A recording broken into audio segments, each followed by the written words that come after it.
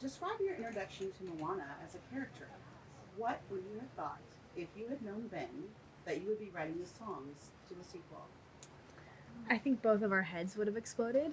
I mean, we are the Disney generation. We grew up on this. I was in middle school when it came out. I was quite literally the target audience. So truly, never in a million years. My first experience with Moana was seeing it in theaters with my family, which is just crazy. Yeah, 16, 15-year-old me, she became a puddle when we got this job. How do you relate personally to Moana? Honestly, I think that was one of the biggest things of this experience was that we could see ourselves so deeply in her.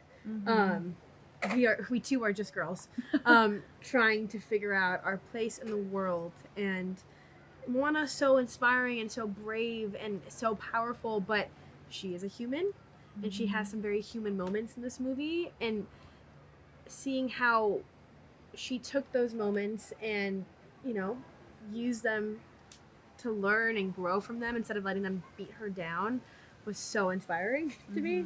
I think it helped us in the writing process, to be honest. Yeah. I think our real life journey of writing this music allowed me to relate a lot to Moana's journey to find Motu Fetu because she's doing something that's bigger than herself. Yeah. And when we were, tapped to write this, we were being asked to do just that. What was your jumping off point for this film? What is Moana 2 about? There was a quote on the wall of the story room from day one, which was, "You never stop choosing who you are." And I feel like that became kind of like the emotional pillar of the movie. Because as she finds out, getting lost can be the pathway to finding magic, and you don't need to know where you're going to find yourself. And I think waking up every day and knowing that we are different versions of ourselves, but that it's okay, and we choose to be ourselves every day is beautiful. Yeah.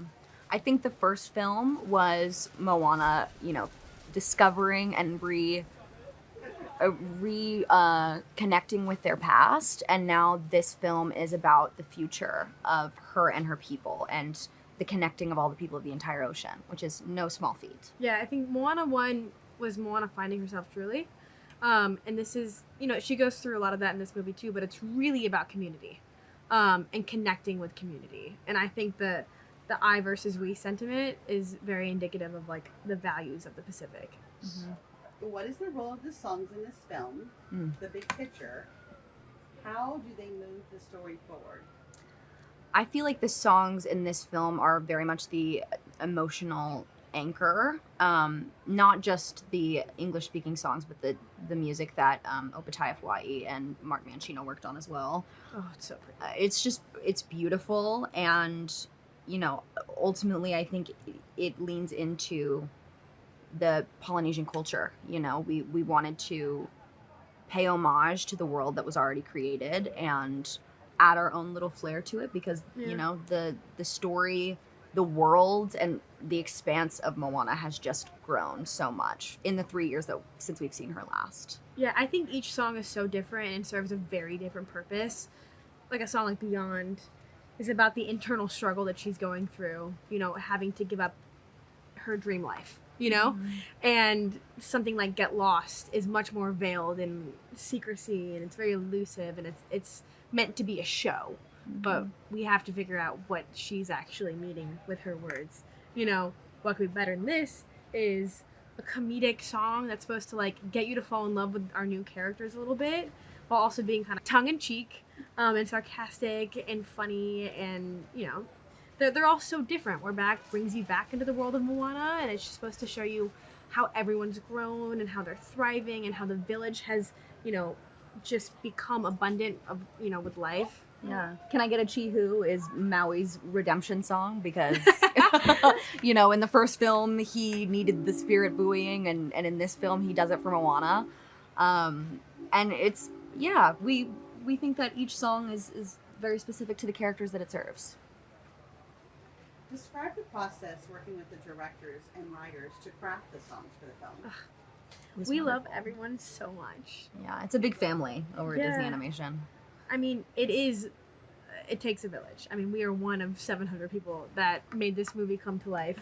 And from day one, like, it's so apparent that all the filmmakers, the directors, the writers, they love what they do so much. And being in a room full of people that passionate is, like, the most inspiring place to be as a young writer. Yeah.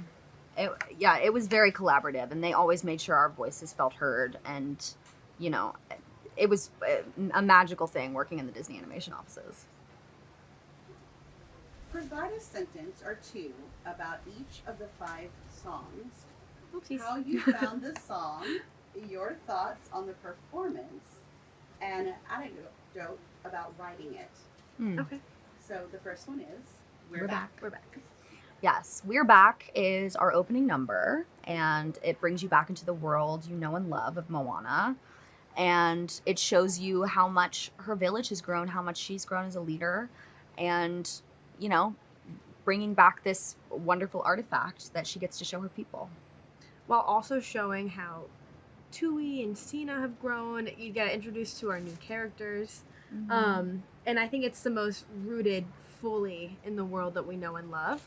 We have some callbacks, the first movie, which leads us to song number 2, which is Beyond. My favorite song. This song has my favorite moment in it because she reaches that note, the orchestra swells, and you're like, yes, Moana, sing! That's our girl. But it's kind of like a spiritual successor to How Far I'll Go because it's a similar place.